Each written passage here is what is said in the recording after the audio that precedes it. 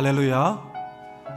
라디오의 어떤 프로그램에서 그날 주제가 희망에 대해 이야기하고 있는데 청취자 한 분이 자기가 경험한 이야기를 들려주었습니다.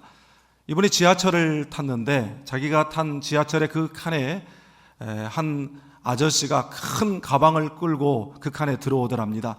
그리고는 그 칸에 앞자리에 서서 그 가방의 지퍼를 열고 뭔가를 꺼내는데 보니까 물건을 파시는 분이더랍니다. 그런데 이분이 하시는 말씀이 그 가방에서 칫솔을 꺼내 들었는데 이 칫솔이 기가 막히게 잘 만든 칫솔인데 출시 직전에 회사가 망하는 바람에 빚도 못 본 불쌍한 녀석을 데리고 왔습니다. 그래서 여러분들에게 단돈 1,000원에 섬기도록 하겠습니다. 그렇게 이야기를 하더랍니다. 그러면서 이분이 여러분들에게 퀴즈를 하나 내겠다고, 제가 과연 이 칸에서 몇 개를 팔 수 있을까요? 아무도 대답이 없습니다. 그러자 자기가 대답하기를 저도 궁금합니다. 잠시 후에 답을 공개하겠습니다. 그러더니 이제 그 칸을 이렇게 한 바퀴 쭉 돌더랍니다. 그리고 이제 다시 앞에 섰습니다. 제가 이 칸에서 칫솔 4개를 팔았습니다. 얼마를 벌었을까요? 네, 4,000원을 벌었습니다. 제가 실망했을까요? 안 했을까요? 무척 실망했습니다. 그런데 그 이야기를 하는 동안에도 사람들은 무관심합니다. 눈길 한번 주지 않고 오히려 황당한 이야기를 하고 있는 그 아저씨 때문에 짜증을 내는 사람들도 있었습니다. 그런데 그 아저씨의 마지막 한마디에 지하철에 타고 있었던 모든 사람들이 빵 터졌다고 합니다. 아저씨가 이렇게 말했습니다. 제가 실망했다고 여기서 포기할까요? 다음 칸 가겠습니다. 그랬답니다. 그러면서 그 사연을 소개하는 분이 우리가 인생을 살면서 실망하고 실패해도 우리 인생에는 다음 칸이 있기 때문에 희망을 가져야 된다라고 하는 의미 있는 메시지를 남겼습니다. 여러분, 사실 그렇지만 우리가 이 세상을 살면서 우리의 인생의 모든 분야에 다음 칸이 예비되어 있는 것은 아닙니다.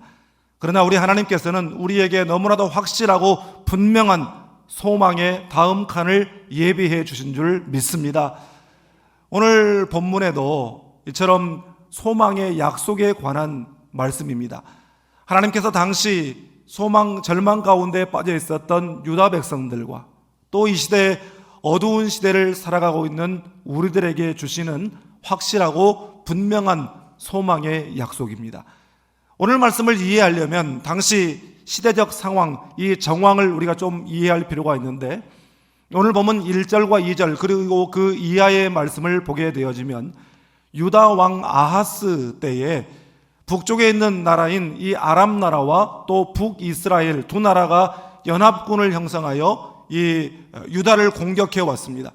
그래서 역대하 28장 6절과 8절 말씀을 보면 그 공격으로 인해서 유다의 용사 12만 명이 죽어나갔고 또 여자와 많은 아이들 무려 20만 명이나 되는 사람들이 포로로 사마리아로 끌려가게 되었다, 이렇게 기록하고 있습니다.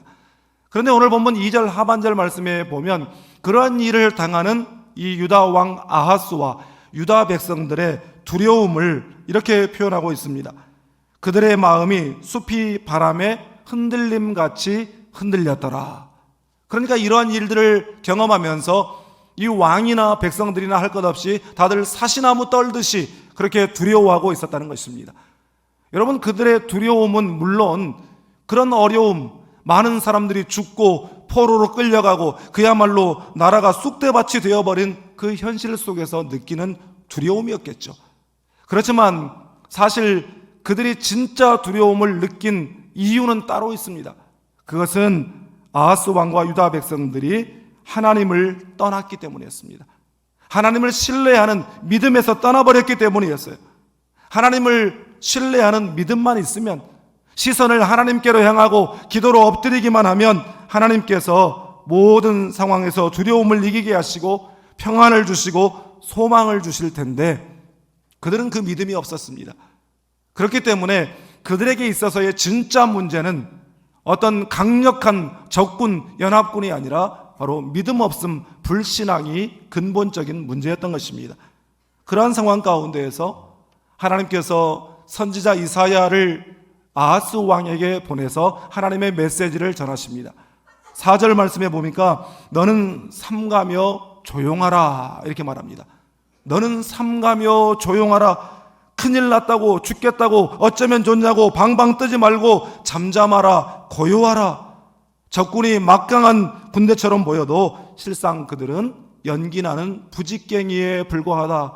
요즘에 부직갱이라는 표현 잘 안 쓰지만 옛날에 아궁이에 불을 뗄 때는 이 나무를 집어넣기도 하고 불을 해치기도 하는 요만한 막대기 부직갱이가 있었어요. 이 연기나는 부직갱이, 이미 불부터 타버릴 수 있는 그런 부직갱이에 불과하다라고 하는 것입니다. 그러니 걱정하지 말고 두려워하지 말고 하나님을 신뢰하라라고 하는 그런 말씀인 것입니다.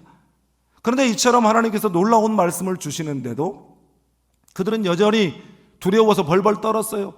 그래서 하나님께서 친히 14절 말씀을 그들에게 주십니다. 그러면서 당신의 약속에 대한 징조가 무엇인지를 확실하게 보여주셨어요.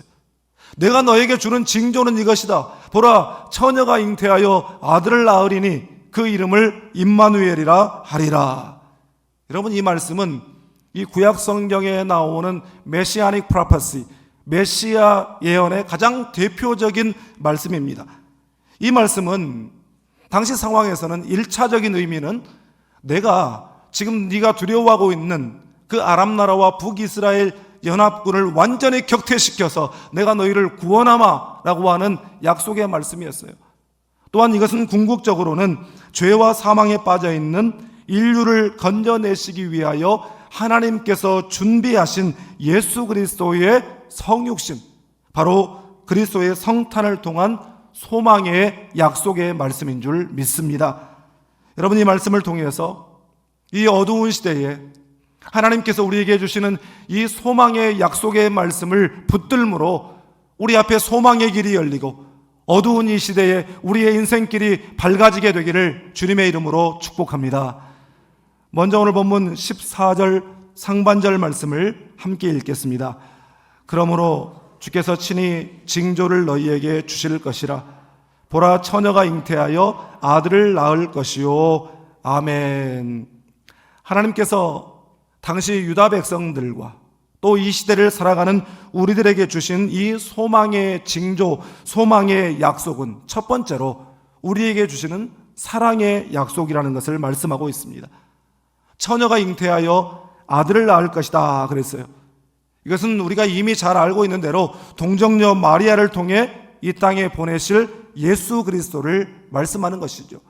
그래서 마태복음 1장 22절에서 예수님의 탄생 사건을 말하면서 이 모든 일이 된 것은 주께서 선지자로 하신 말씀을 이루려 하심이니, 이렇게 말씀하면서 오늘 본문의 이사야의 예언의 말씀을 인용하고 있는 것을 볼 수 있습니다.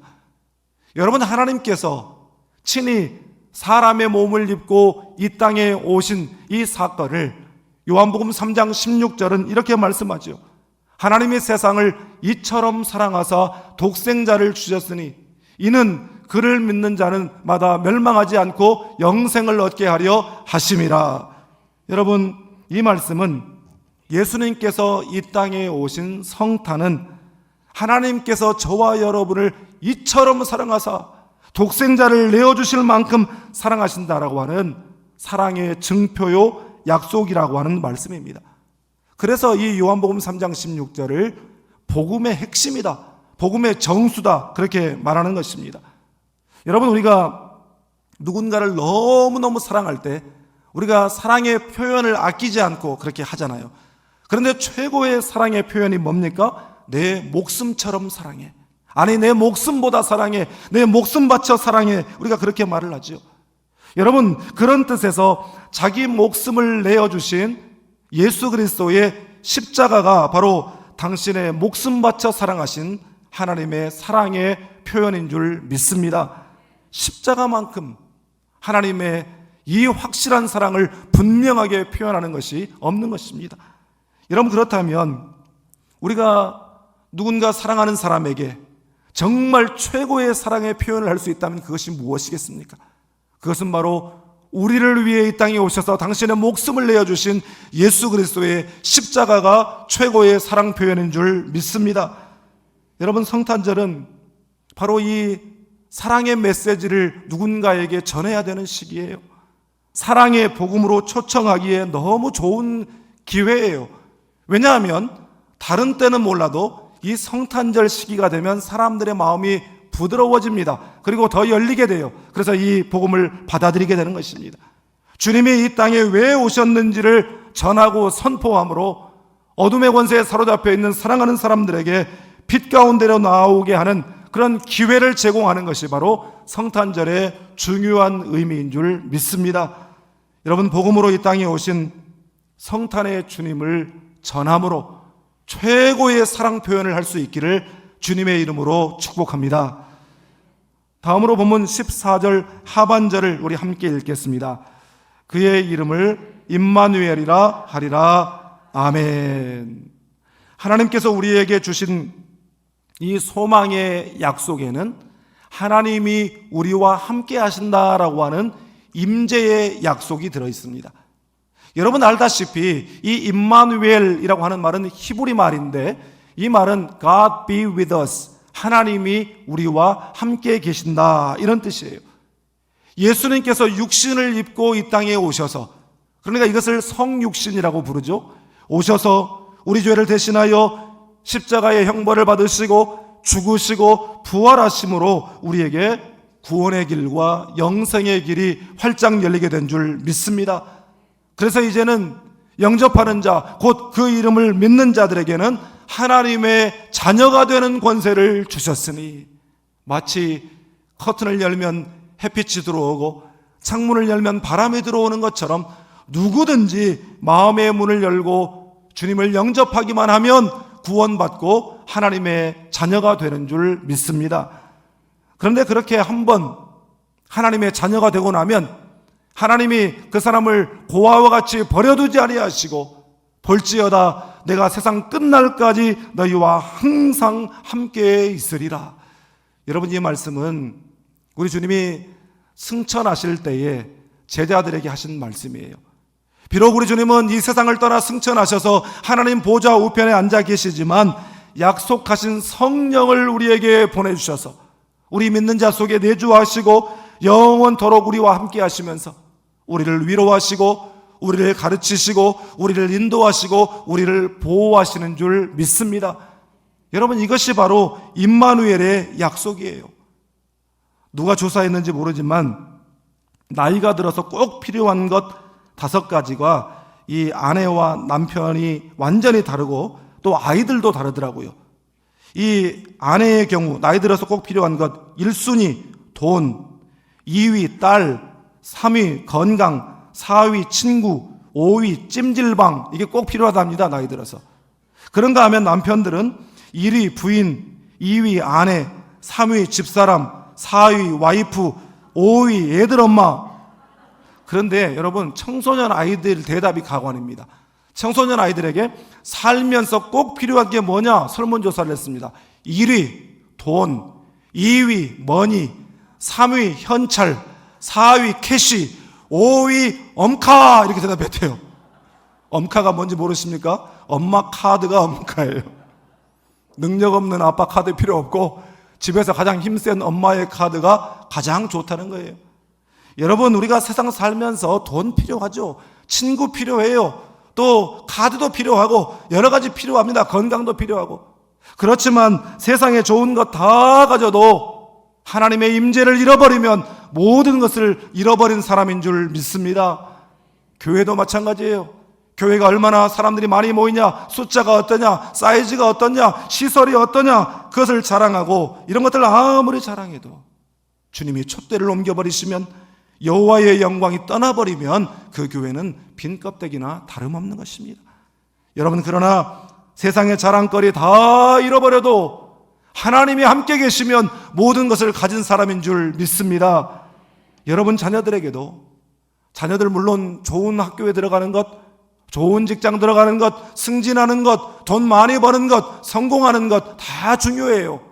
그런데 정말 중요한 것, 절대로 잃어버려서는 안 되는 것, 여러분 그것은 바로 하나님의 함께하심, 임마누엘의 은혜라는 사실을 자녀들의 가슴에 심어줄 수 있기를 바랍니다. 여러분, 세상에서 절대로 실패하지 않고 승승장구만 하는 사람 아무도 없어요. 언젠가는 실패할 날이 와요. 언젠가는 낙심할 날이 오고 언젠가는 주저앉을 날이 오고 사람들 속에서 인기를 누리는 것 같지만 언젠가는 세상 사람들을 다 주위에 떠나버리고 홀로 남겨지는 순간이 옵니다. 여러분, 그렇지만 그때에 부모도 이제는 없어서 어떻게 할 수 없지만 임마누엘 하나님이 그와 함께 하신다는 것을 확신하면서 일어설 수 있게 될 줄 믿습니다. 여러분, 하나님의 임재가 있는 곳에 소망이 있고 빛이 있고, 그래서 두려움이 떠나가고 상처가 치유되고 육신의 질병이 떠나가고 어두움의 권세가 떠나가게 될 줄 믿습니다. 마지막으로 오늘 본문 16절 말씀을 함께 읽겠습니다. 대저 이 아이가 악을 버리며 선을 택할 줄 알기 전에 내가 미워하는 두 왕의 땅이 황폐하게 되리라. 아멘. 여러분, 하나님께서 그 당시에 두려움과 절망 가운데 빠져있는 유다 백성들에게, 또한 이 어려운 시대를 살아가고 있는 우리들에게 주시는 소망의 약속은 최후 승리의 약속이라는 사실을 말씀해 주는 것이에요. 여기 아이가 악을 버리며 선을 택할 줄 알기 전에, 이 말을 문자적인 의미는 말 그대로 아이가 선악을 분별하기 전에, 성장하기 전에, 유아기 때에, 이런 의미죠. 그런데 여러분, 이것은 상징적인 표현으로서 늦지 않은 때에 지체 없이, without delay, immediately, 즉시로, 곧바로, 이런 뜻이에요. 하나님께서 우리를 괴롭히는 대적을 물리치시고 황폐하게 하시고 마침내 확실한 최후 승리를 주신다는 약속의 말씀인 줄 믿습니다. 실제로 이 역사적으로 이 약속을 주신 후에 2년 후에 아람 나라는 아수르 제국에 의해서 패망을 당하게 되었고, 이방 민족까지 막 끌어들여서 이 동족 유다를 괴롭혔던 이 북이스라엘 왕 베가는 북이스라엘의 마지막 왕이 된 호세아에 의해 살해를 당함으로 비참한 최후를 맞이하고 말았습니다. 그리고 그 이후에 정확히 10년 후 주전 722년에 북이스라엘마저도 아수르 제국에 의해서 패망을 당하고 말았어요. 여러분, 아무리 강한 대적이라고 하더라도 하나님이 함께 하시는 자리에 이길 자가 없는 줄 믿습니다. 오늘 이 시대 우리들에게도 수많은 대적들이 있어요. 지난 3년 가까운 세월 동안 우리를 꼼짝 못하게 만들고 우리의 삶의 여러 부분들을 무너지게 만들었던 코로나 바이러스라고 하는 대적, 그로 인해 찾아온 심각한 불경기라고 하는 대적, 그 속에서 무너지고 깨어지고 소원해진 소외된 관계와 또한 침체와 냉랭한 분위기라고 하는 대적, 육신의 질병이라고 하는 대적, 낙심과 절망이라고 하는 대적, 가정에서나 또한 직장에서나 예수 믿는 우리의 신앙을 박해하는 불신의 대적. 사랑하는 여러분, 마귀 사탄은 수많은 대적들의 모습으로 우리에게 다가와서 우리를 겁박하고 우리를 주저앉게 만들고 포기하도록 그렇게 만듭니다. 그러나 로마서 8장 37절은 이렇게 선포합니다. 우리 이 말씀 선포하면서 함께 읽겠습니다. 그러나 이 모든 일에 우리를 사랑하시는 이로 말미암아 우리가 넉넉히 이기느니라. 아멘. 우리를 사랑하시는 이로 말미암아, 바로 우리 주님이 예수 그리스도를 말씀하는 것인 줄 믿습니다. 우리의 힘으로 이기는 것이 아니에요. 주님의 힘으로, 주님의 권능으로, 주님의 능력으로 이기는 것입니다. 여러분, 그렇기 때문에 주님이 이기게 하셔야 이기는 거예요. 주님이 우리를 붙잡아 주시고 우리 손을 들어주셔야 승리하게 되는 줄 믿습니다. 하나님께서는 여호수아 1장 5절과 9절에서도 이렇게 말씀하십니다. 우리 이 말씀도 담대하게 함께 읽겠습니다. 내 평생에 너를 능히 대적할 자가 없으리니 내가 모세와 함께 있었던 것 같이 너와 함께 있을 것임이니라. 내가 너를 떠나지 아니하며 버리지 아니하리니 내가 내게 명령한 것이 아니냐. 강하고 담대하라. 두려워하지 말며 놀라지 말라. 내가 어디로 가든지 내 하나님 여호와가 너와 함께 하느니라 하시니라. 아멘. 여러분, 이 약속을 붙들었더니 여호수아가 가는 곳마다 승리했어요. 여호수아가 무슨 힘이 있고 그의 지략이 뛰어나고 그가 강력한 군대를 가졌기 때문에 승리한 것이 아니라 임마누엘 하나님께서 함께 하셨기 때문에 승리한 줄 믿습니다. 나와 함께 하시는 임마누엘의 주님을 찬양함으로 소망과 승리를 선포하며 살아가는 여러분 되시기를 주님의 이름으로 축복합니다. 제가 어떤 책에서 읽은 이야기입니다. 옛날에 아시아의 한 나라의 한 재상이 유럽 기행을 갔다가 그곳에서 복음을 접하고 예수를 영접하게 되었습니다. 그리고 자신의 모든 여정을 마치고 자기 나라로 돌아와서 자기가 섬기는 왕 앞에 가서 자기의 모든 일정에 대한 보고를 하는 가운데 특별히 예수님을 만난 감격과 기쁨을 나눴습니다. 만왕의 왕이시고 우주의 왕이시고 참신이신 하나님께서 우리를 너무 사랑하셔서 우리 사람의 몸을 입고 이 땅에 오셔서 죽어주심으로 우리에게 구원을 주셨다라고 하는 복음의 진리를 왕에게 전하는데, 그 이야기를 듣던 왕이 그렇게 재상에게 말했습니다. 이보게, 그렇게 만왕의 왕이고 참신이신 분이 말씀 한마디로 다 하면 될 것을 뭐하러 그렇게 험한 일을 당했단 말인가?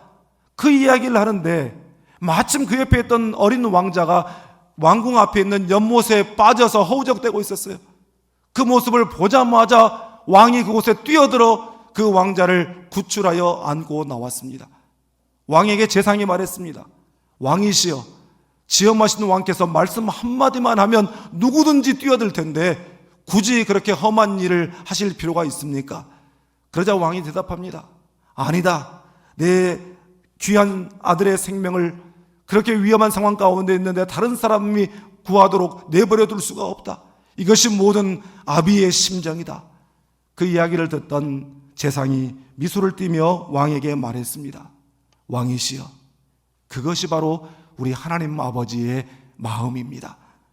사랑하는 여러분, 하나님이 세상을 이처럼 사랑하사 독생자를 주셨으니 임마누엘로 우리에게 오신 주님의 사랑과 영원히 함께 하심과 최후 승리의 약속을 붙잡고 또한 그 약속을 어두운 세상에 선포하며 기쁨과 감격과 감사로 성탄절을 맞이하는 우리 모두가 될 수 있기를 주님의 이름으로 축복합니다. 기도하겠습니다.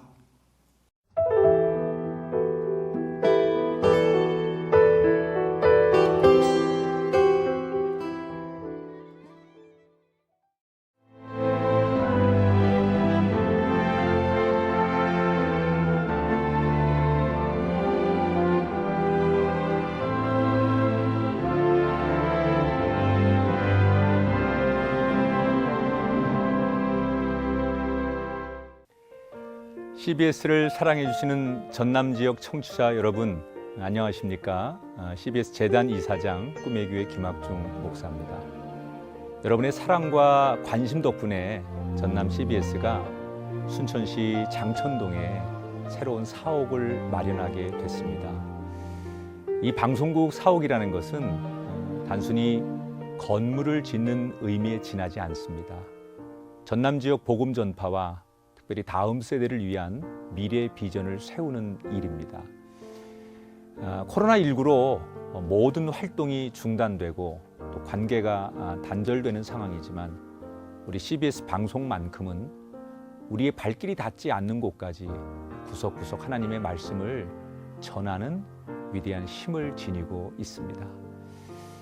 이 방송이 믿음의 반석 위에 굳건히 세워질 수 있도록 여러분들께서 벽돌 한 장 한 장씩 쌓아가는 마음으로 전남 CBS를 위해 후원해 주시고 기도해 주시기를 간곡히 부탁드립니다. 여러분의 이 작은 행함이 CBS를 통해서 교회 공동체를 회복하고 누군가의 믿음을 소생시켜 줄 굳게 믿습니다. 여러분 한 분 한 분을 축복합니다.